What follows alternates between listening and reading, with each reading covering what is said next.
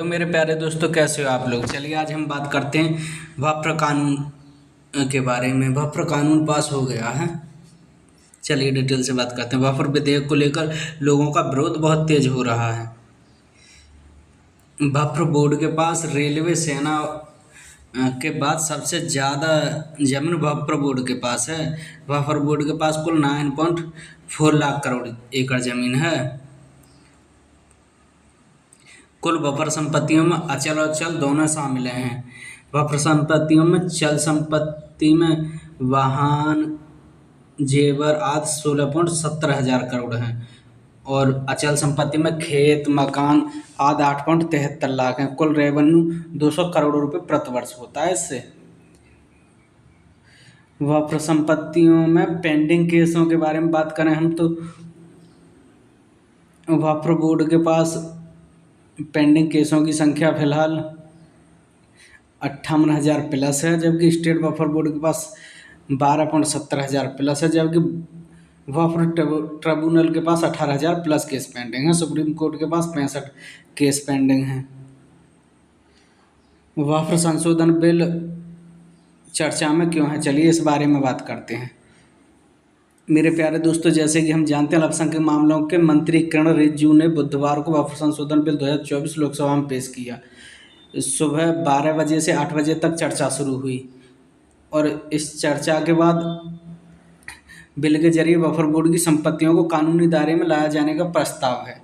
इसका उद्देश्य मुसलमान बफर अधिनियम 1923 और बफर अधिनियम 1995 के अंदर संशोधन करना शामिल है। बफर संशोधन बिल को लेकर संसद में विपक्ष और पक्ष का नंबर गेम इस प्रकार है, चलिए बात करते हैं। जैसे कि संसद में 543 सदस्यों में से भाजपा के पास 294 प्लस हैं और कांग्रेस के पास 234, अन्य के पास 14 हैं। बिल पास कराने के लिए कुल सांसदों का 72 सांसदों की ज़रूरत होगी। सरकार ने टीडीपी जेडीयू के 28 सांसदों पर निर्भर है। पश्चिम बंगाल की वारहार सीट खाली है। चलिए राज्यसभा की हम बात करते हैं। राज्यसभा में 236 सांसद हैं। भाजपा के 115 प्लस 121 सांसद हैं। कांग्रेस के 85। सरकार 6 नॉमिनेट मेंबर्स पर निर्भर है। बिल पास कराने के लिए जरूरी सांसदों का समर्थन 119 चाहिए।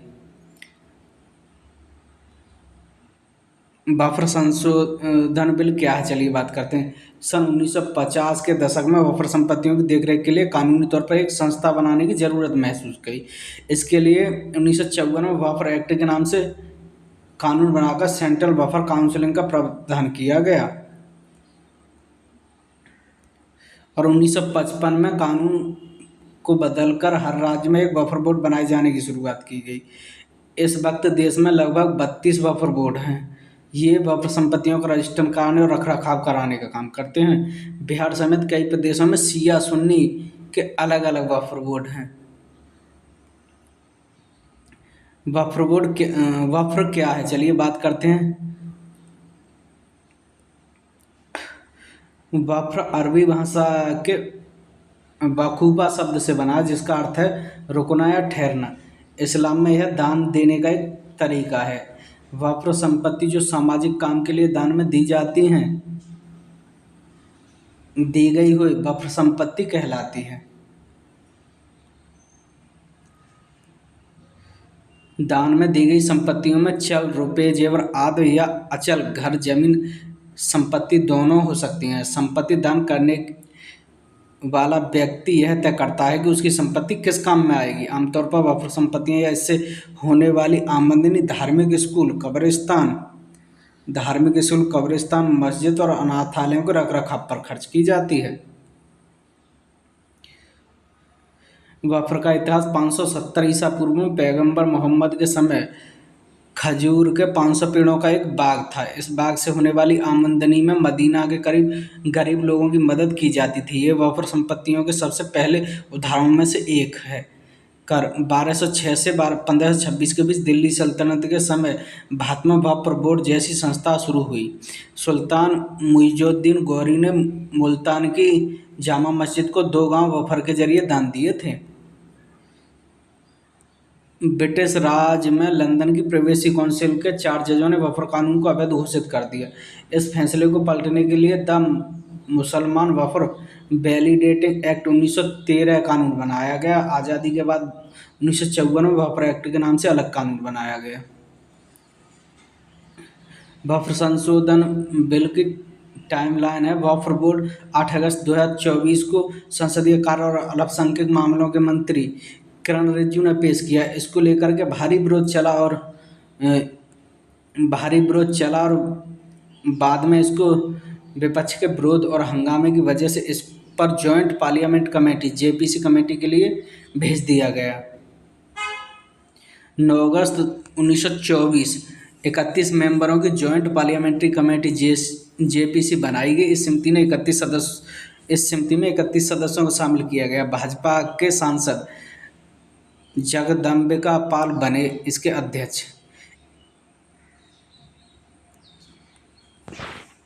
अगस्त 2024 से लेकर जनवरी 2024 तक कमेटी ने 24 बैठकें की।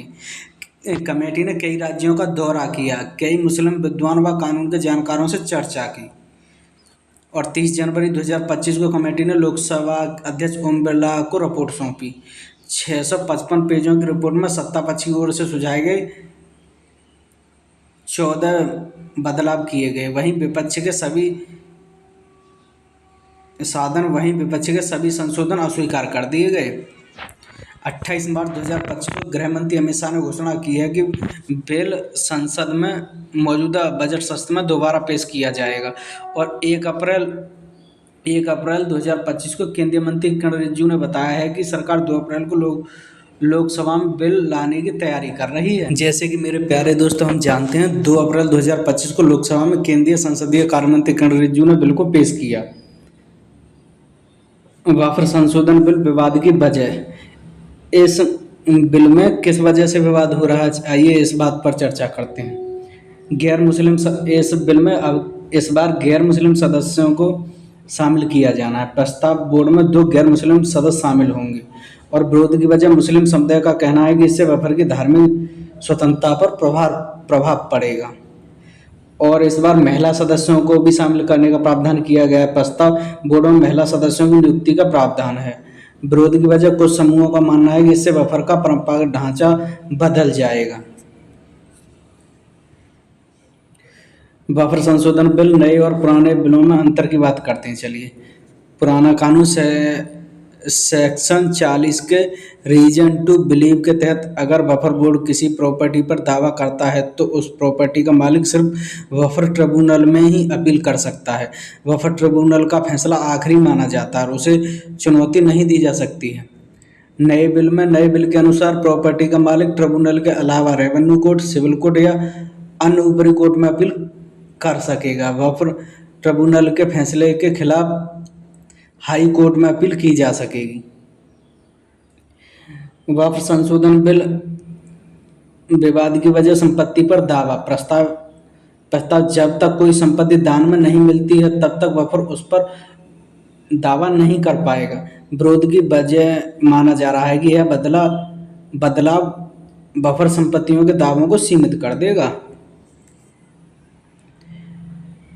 कैसे काम करता है वफर बोर्ड, बात करते हैं। सेंट्रल वफर काउंसिल, इसमें 2 सदस्य, 2 किरण रिजिजू चेयरमैन है इसके और एसपी सिंह तेवतिया सेक्रेटरी हैं। 8 अन्य सदस्य, सभी सीटें खाली हैं फिलहाल।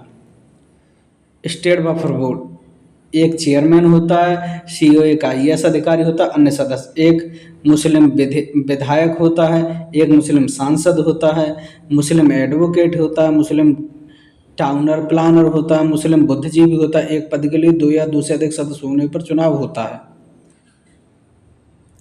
तो मेरे प्यारे दोस्तों, जैसे कि हम लोग जानते हैं वक्फ संशोधन विधेयक को लाने के बाद इस वजह से इसका विरोध का मेन कारण माना जा रहा है कि वक्फ संशोधन विधेयक में इस बार महिलाओं की बातें रखी जाएंगी, महिलाओं के लिए सुधार किए जाएंगे, महिलाओं को शामिल किया गया है कि उनको भी प्राप्त प्रतिनिधित्व मिल सके। और इस बोर्ड में जो है जिले पर सबसे ज़्यादा पावर जो है डीएम डिस्ट्रिक्ट कलेक्टर से ऊपर एक पद बनाया जाएगा मजिस्ट्रेट का, जो इन सब की देखभाल करेगा कि कौन सी संपत्ति बफर की है या नहीं है। पहले वहाँ हमको प्रार्थना पत्र देना होगा, उसके बाद ही आगे की कार्रवाई होगी। और इसके खिलाफ अब लोग हाई कोर्ट भी जा सकते हैं। देखने में आए हैं कुछ गांव के लोगों के किसी दूसरे आदमी ने ही दान कर दी और आगे कुछ कार्रवाई नहीं हुई और वो संपत्ति बफर की होगी। इस वजह से वक्फ बोर्ड का विरोध हो रहा है। अब वक्फ बोर्ड पास हो गया है तो इसको लेकर के देखने में आया है कि विरोध जारी है। अगर वीडियो अच्छी लगे तो चैनल को ज़्यादा से ज़्यादा शेयर एवं सब्सक्राइब करें।